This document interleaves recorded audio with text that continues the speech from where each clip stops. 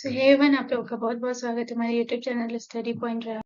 तो गाइस, आप लोगों के लिए टॉप 15 का जीके जीएस का सोर्स आ चुका है। तो आज का क्लास हमारा क्लास 9 है, जो आप सभी स्टूडेंट के लिए बहुत ज़्यादा इंपॉर्टेंट है। गवर्नमेंट का जो भी एग्जाम का प्रिपरेशन कर रहे हैं, वो हर एग्जाम में जीके जीएस हमारा एक सिलेबस होता ही है, जहाँ से आपको मोस्टली जीके जीएस और रीजनिंग मैथ वगैरह, तो उसमें जीके जीएस तो बहुत ज़्यादा इंपॉर्टेंट होता है। तो मैं जीके जीएस का डेली टॉप 15 लाती हूँ, ताकि आप लोगों के एग्जाम के लिए बहुत ज़्यादा हेल्पफुल हो। और मैं इतना ही रिक्वेस्ट करूँगी गाइस कि प्लीज़ आप इसका नोट ज़रूर बनाइएगा, क्योंकि आप नोट बनाएँगे तो वो आपके लिए बहुत ज़्यादा बेनिफिट होगा। क्योंकि जब एग्ज़ाम आता है तो उस वक़्त हम वीडियोज़ नहीं देख सकते हैं, और वीडियोज़ देखेंगे तो उतना सारी चीज़ों को कवर अप नहीं कर पाएँगे। तो हम पहले से ही नोट बना कर रखते हैं, ताकि वो हम लास्ट में रिवीज़न करें, और वही रिवीज़न जो होता है वो हमारे एग्ज़ाम के लिए बहुत ज़्यादा हेल्पफुल होता है। क्योंकि रिवीज़न ही एक ऐसी चीज़ है जो हमारे एग्ज़ाम में बेहतर स्कोर को हम गेन कर पाते हैं और अपने सिलेक्शन को पा पाते हैं। तो ये बहुत इंपॉर्टेंट होता है गाइस। तो इसलिए मैं बोलूँगी कि प्लीज़ इसका नोट ज़रूर बनाइए, क्योंकि मैं टॉप 15 ही लाती हूँ। आप एक बार देखेंगे क्वेश्चन लेवल आपको आपको बहुत अच्छा मिलेगा, और बिल्कुल आपकी एग्ज़ाम बेस्ड क्वेश्चन मिलेगा, जो आपकी एग्ज़ाम में हेल्पफुल होगा। तो ये मैं ऐसा क्वेश्चन लाती हूँ जो आपके बिल्कुल ही एग्ज़ाम बेस्ड है गाइस। तो प्लीज़ ट्रस्ट मी एंड पूरा इसे ज़रूर देखिएगा और उसके नोट ज़रूर बनाइएगा। चलिए, मैं बिना टाइम वेस्ट किए स्टार्ट करती हूँ। तो हमारा पहला क्वेश्चन है, हमारे पृथ्वी का वायुमंडल कितने भागों में बटा हुआ है? तो हमारे पृथ्वी का जो वायुमंडल है वो कितने भागों में बटा हुआ है? तो गाइस, मैं ये भी बताऊंगी कि मैं आपको चीजों का हाईलाइट भी क्यों हूँ और विथ पिक्चर के साथ, ताकि आप चीजों को ज्यादा से ज्यादा कनेक्ट कर पाए।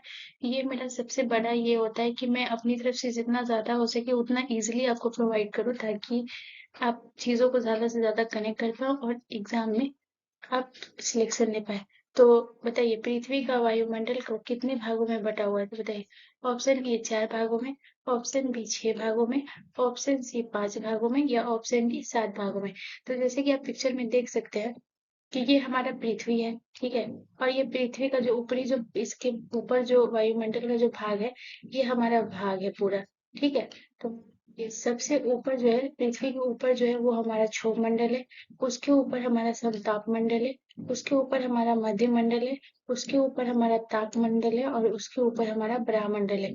ये आप देख सकते हैं बिल्कुल ऐसे। अगर सब बोले कि पृथ्वी के जस्ट सबसे ऊपरी परत, पृथ्वी के ऊपरी परत का जो सबसे ऊपरी परत होगा वो हमारा ब्रह्मंडल हो। अगर पूछे कि पृथ्वी की जो सबसे निचली परत है, तो ये हमारा क्षोभ मंडल है, ठीक है। ये याद रखिएगा, यहाँ से भी पूछता है कि क्षोभ मंडल में बेसिकली इसमें पाया जाता है, क्या पाया जाता है? तो इसमें धूल के कण एंड जलवाष्प पाए जाते हैं क्षोभ मंडल में।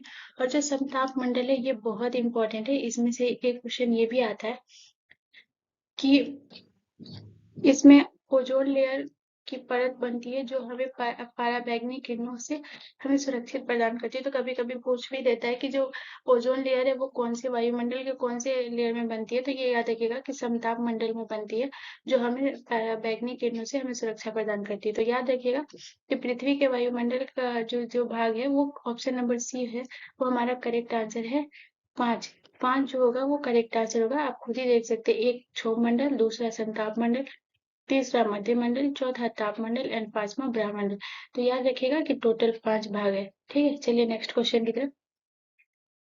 अगला क्वेश्चन हमारा क्वेश्चन नंबर 2 है कि महात्मा गांधी ने साबरमती से लेकर दांडी तक प्रसिद्ध नमक मार्च शुरू किया था 1930 में। ये तो सभी को पता होगा, लेकिन जो दांडी गुजरात के है वो किस जिले में है? ये बताइए, बहुत इंपॉर्टेंट है कि दांडी जो है वो गुजरात के किस जिले में है? तो option A Porbandar, option B Surat, option C Navsari, या ऑप्शन डी कच्छ। तो गाइस, इसका जो करेक्ट आंसर होगा वो होगा हमारा ऑप्शन नंबर सी है, वो करेक्ट आंसर होगा। बहुत लोगों को पोरबंदर लग रहा होगा, जो कि ये टोटली रॉन्ग है। दांडी जो गुजरात के जिस जिले में पड़ता है वो है नवसारी। तो नवसारी याद रखिएगा, ये बहुत इंपॉर्टेंट है। क्वेश्चन में एग्जाम में आप लोगों को देखने को भी ये क्वेश्चन मिल सकता है।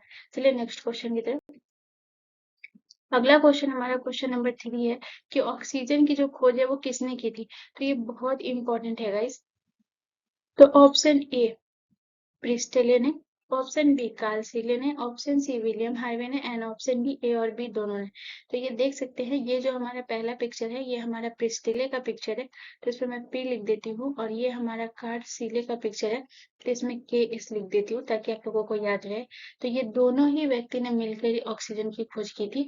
तो याद रखिएगा कि प्रिस्टिले एंड कार्ल सीले जो है ये करेक्ट आंसर होगा जो ऑक्सीजन की खोज की थी। तो हमारा करेक्ट आंसर होगा option number D is the correct answer, A और बी दोनों होगा, ठीक है, याद रखिएगा। चलिए नेक्स्ट क्वेश्चन की तरफ।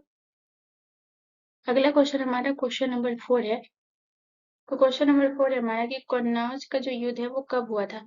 तो कन्नौज का जो युद्ध है वो कब हुआ था, तो मैं बता दूं कि कन्नौज का जो युद्ध हुआ था वो हुमायूं, ठीक है, और शेर शाह सूरी के बीच में हुआ था, ये याद रखिएगा। हुमायूं और शेर शाह सूरी के बीच में कन्नौज का युद्ध हुआ था। और वो कब हुआ था, तो ऑप्शन ए 1545 में, ऑप्शन बी 1540 में, ऑप्शन सी 1539 में, या ऑप्शन डी 1555 में। तो हुमायूं और शेर शाह सूरी के बीच में जो कन्नौज का युद्ध हुआ था वो हुआ था, हमारा करेक्ट आंसर होगा option number B is the correct answer. 1540 में हुआ था जिसमें शेर शाह ने हुमायूं को हराया था। याद रखिएगा कि कन्नौज का जो युद्ध हुआ था वो 1540 में हुआ था, हुमायूं और शेर शाह के बीच हुआ था, और जिसमें हुमायूं इसमें हारा था, शेर शाह ने इस हुमायूं को हरा दिया था, ठीक है, याद रखिएगा। चलिए नेक्स्ट क्वेश्चन की तरफ। अगला क्वेश्चन हमारा क्वेश्चन नंबर 5 है कि टाइगर परियोजना किस वर्ष प्रारंभ की गई थी।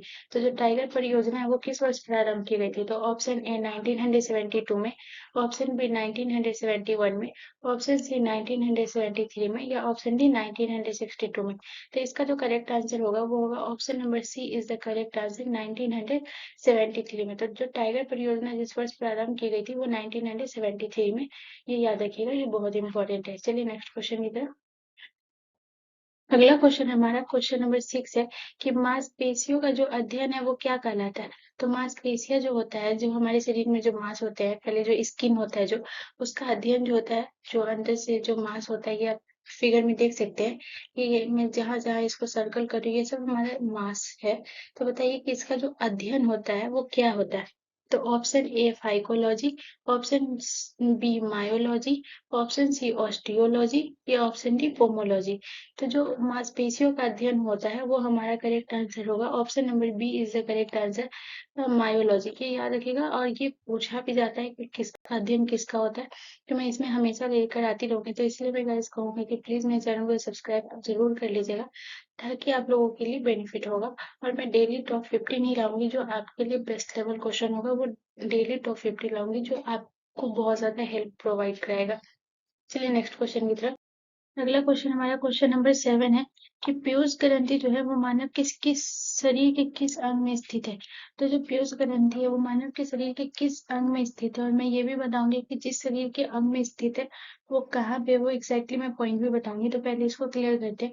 तो बताइए ऑप्शन ए मस्तिष्क में, ऑप्शन बी यकृत में, ऑप्शन सी फेफड़ा में, या ऑप्शन डी हृदय में। तो पीयूष ग्रंथि मानव शरीर के जिस अंग में है उसका करेक्ट आंसर होगा option number A is the correct answer, मस्तिष्क में। और अब मैं बताती हूँ कि मस्तिष्क में कहाँ पे एग्जैक्टली होते हैं। तो ये हमारा मस्तिष्क है, आप देख सकते हैं फिगर में, फिगर पे गौर करिएगा। तो ये मस्तिष्क में एक हड्डी होती है, ये आधारशिला एक हड्डी होती है, यहाँ पे आप देख सकते हैं व्हाइट कलर की एक हड्डी है, ठीक है। और इसी हड्डी के यहाँ पे आप ये देख सकते हैं, अलग कलर ले लेती हूँ, ये ये जो आप ये देख रहे हैं इसे हम सेला टर्सिका कहते हैं, ठीक है। और सेला टर्सिका के इधर जो आप देख सकते हैं, यहाँ पे आप देखेंगे मटर के दाने के आकार का जो यहाँ पे है, फिर दूसरे फिगर में आ जाइए, इस वाले फिगर में बता रही हूँ कि यहाँ पे जो आप यहाँ पे ग्रीन कलर का देख रहे हैं, स्काई ब्लू कलर का देख रहे हैं आप यहाँ पे। सो यहाँ पे जो जहाँ पे मैं सर्कल कर रही हूँ, देखिए ये मटर के दाने के आकार का है, यही हमारा पीयूष ग्रंथि है, ठीक है, याद रखिएगा। जो पीयूष ग्रंथि वो मानव शरीर के किस हिस्से में है, so exactly याद रखिएगा कि ये शरीर के, इसमें एक हड्डी होती है और हड्डी के जस्ट नीचे एक सेला टर्सिका नामक एक संरचना पाई जाती है, जिसको मैं ब्लू कलर से की हूँ, और उसके नीचे ही यहाँ पे स्काई ब्लू कलर का मटर के दाने का आकार का आपको दिख रहा होगा, ये हमारा पीयूष ग्रंथि होता है। तो याद रखिएगा, बहुत इंपॉर्टेंट क्वेश्चन है। चलिए नेक्स्ट क्वेश्चन की तरफ।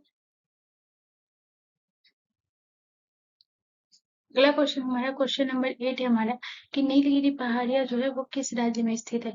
तो ये नीलगिरी जो पहाड़ी है वो हमारा किस राज्य में स्थित है, तो ऑप्शन ए राजस्थान में, ऑप्शन बी गुजरात में, ऑप्शन सी तमिलनाडु में, या ऑप्शन डी बिहार में। तो नीलगिरी जो पहाड़ी हमारा जिस राज्य में स्थित है, तो याद रखिएगा कि जो नीलगिरी पहाड़ी है वो हमारा पश्चिमी श्रृंखला का हिस्सा है, तो पश्चिमी श्रृंखला में कौन सा आ जाएगा? तो हमारा जो करेक्ट आंसर होगा वो हमारा तमिलनाडु। तमिलनाडु जो है वो हमारा करेक्ट आंसर होगा, ये याद रखिएगा। चलिए नेक्स्ट क्वेश्चन की तरफ। अगला क्वेश्चन हमारा क्वेश्चन नंबर 9 है कि भारत में कागजी नोट मुद्रा, याद रखिएगा कि जो कागजी नोट मुद्रा को जारी करने का पूर्ण अधिकार जो है वो किसके पास है?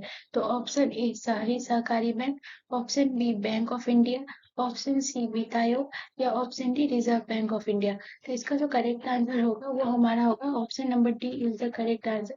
रिजर्व बैंक के पास जो है वो कागजी नोट मुद्रा को जारी करने का पूर्ण अधिकार है, ये याद रखिएगा। चलिए नेक्स्ट क्वेश्चन की तरफ। अगला क्वेश्चन हमारा क्वेश्चन नंबर 10 है हमारा कि स्वामी दयानंद सरस्वती ने किस समाज की स्थापना की थी? तो ये जो देख सकते हैं जो पिक्चर में, ये हमारे स्वामी दयानंद सरस्वती हैं। तो बताइए जो स्वामी दयानंद सरस्वती हैं वो किस समाज की स्थापना की थी? तो ऑप्शन ए आर्य समाज की, ऑप्शन बी प्रार्थना समाज की, ऑप्शन सी ब्रह्म समाज की या ऑप्शन डी वेद समाज की।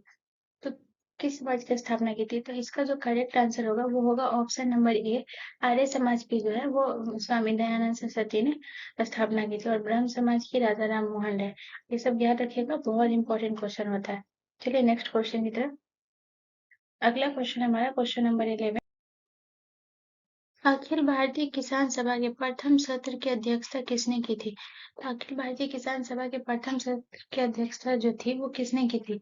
तो option A Swami Sahajanand, option B P C. Joshi, option C Indulal या ऑप्शन डी एन.जी. रंगा।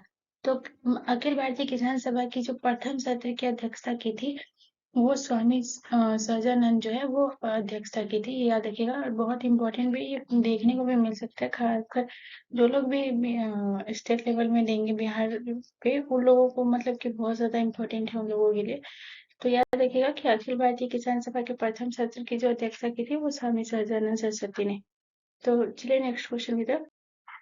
अगला क्वेश्चन हमारा क्वेश्चन नंबर 12। निम्नलिखित में से किन शासकों ने बोध गया में स्थित, याद रखिएगा कि बोध गया में जो स्थित है वो प्रसिद्ध महाबोधि मंदिर, ठीक है। तो आप फिगर में भी देख सकते हैं कि ये हमारा महाबोधि मंदिर है, ये याद रखिएगा कि ये हमारा महाबोधि मंदिर है और ये बहुत इंपॉर्टेंट है। मैं इसीलिए फिगर के साथ भी आप लोगों को करती हूँ ताकि आप लोगों को कोई कंफ्यूजन ना रहे, फिगर भी दे देती हूँ साथ में। तो याद रखिएगा कि किन शासकों के ने बोध गया में स्थित, और ये कहाँ है? बोध गया में स्थित है। तो प्रसिद्ध बौद्ध मंदिर का निर्माण किसने करवाया था? तो ऑप्शन ए चोल शासकों ने, ऑप्शन बी पल्लव शासकों ने, ऑप्शन सी गुप्त शासकों ने या ऑप्शन डी मौर्य शासकों ने। तो इसका जो करेक्ट आंसर होगा वो होगा option number D. Option Maurya शासकों के द्वारा जो है वो प्रसिद्ध बोधि मंदिर का निर्माण किया गया। अगर आपसे ये पूछा जाए कि मौर्य शासक की किन कौन से शासक है उनका नाम बताइए, जो मतलब कि प्रसिद्ध महाबोधि मंदिर का निर्माण करवाए थे, तो याद रखिएगा कि अशोक जो है वो प्रसिद्ध महाबोधि मंदिर का निर्माण करवाए थे, ठीक है। और अगर पूछे कि महाबोधि मंदिर का निर्माण अशोक ने कब करवाया था, तो ये याद रखिएगा कि 260 ईसा पूर्व। मैं यहाँ पे लिख भी देती हूँ कि 260 जो ईसा पूर्व है वो है ना कि इसमें अशोक ने निर्माण करवाया था, और इसको विश्व धरोहर स्थल भी प्राप्त है, ये भी याद रखिएगा, ये भी बहुत इंपॉर्टेंट है। और यही एक ऐसी जगह है जहाँ पे भगवान बुद्ध को प्राप्त हुआ था, ज्ञान की जो प्राप्ति हुई थी वो यहीं हुई थी बोध गया में। ये भी बहुत इंपॉर्टेंट है। चलिए नेक्स्ट क्वेश्चन की तरफ। और गाइज ये बहुत इंपॉर्टेंट है, ये याद रखिएगा, मैं इसमें बहुत सारी चीजों को समझाई हूँ और बहुत सारी चीजों को क्लियर आउट करवाई सिर्फ एक क्वेश्चन से कि प्रसिद्ध बोधि मंदिर जो है वो कौन से शासकों द्वारा, मौर्य शासकों द्वारा, और मौर्य शासक के किस शासक द्वारा। तो ये याद रखिएगा कि अशोक के द्वारा, और कब? तो ये याद रखिएगा 260 ईसा पूर्व, और जो भगवान बुद्ध को जो ज्ञान की प्राप्ति हुई थी वो यहीं हुई थी। चलिए नेक्स्ट क्वेश्चन की तरफ। अगला क्वेश्चन हमारा क्वेश्चन नंबर 13 है कि गोलकोंडा जो किला है वो किस राज्य में स्थित है? तो गोलकोंडा जो किला है वो किस राज्य में स्थित है? तो ये फिगर में देख सकते हैं कि हमारा गोलकोंडा किला है। तो बताइए ऑप्शन ए तेलंगाना में, ऑप्शन बी बिहार में, ऑप्शन सी गुजरात में या ऑप्शन डी केरल में। तो गोलकोंडा का जो किला है वो याद रखिएगा कि तेलंगाना में है, तो इसका करेक्ट आंसर होगा वो ऑप्शन नंबर ए होगा। और अगर पूछे कि तेलंगाना के कहाँ पे, तो है याद रखिएगा कि हैदराबाद में। तो गोलकोंडा किला जो है वो हैदराबाद के तेलंगाना राज्य में स्थित है, ये याद रखिएगा। और अगर पूछे कि किस वंश के द्वारा बनाया गया था, तो कुतुब शाही वंश के द्वारा जो है ये किला बनाया गया था, ये बहुत इंपॉर्टेंट है, याद रखिएगा। चलिए नेक्स्ट क्वेश्चन की तरफ। अगला क्वेश्चन हमारा क्वेश्चन नंबर 14 है कि जो पीएम सूर्य घर मुफ्ती बिजली योजना जो है अभी हाल फिलहाल ही निकला है, जो बिजली योजना है वो किसने लॉन्च किया है? तो किसने लॉन्च किया है यार बताइए। ऑप्शन ए अमित शाह ने, ऑप्शन बी राजनाथ सिंह ने, ऑप्शन सी नरेंद्र मोदी ने, या ऑप्शन डी द्रौपदी मुर्मू ने। तो जो इन्होंने स्टार्ट किया है वो ऑब्वियसली बात है कि पीएम सूर्य घर मुफ्ती बिजली योजना है, तो ये पीएम से रिलेटेड है। तो याद रखिएगा कि नरेंद्र मोदी जो है इस योजना को लॉन्च किए हैं। चलिए नेक्स्ट क्वेश्चन की तरफ।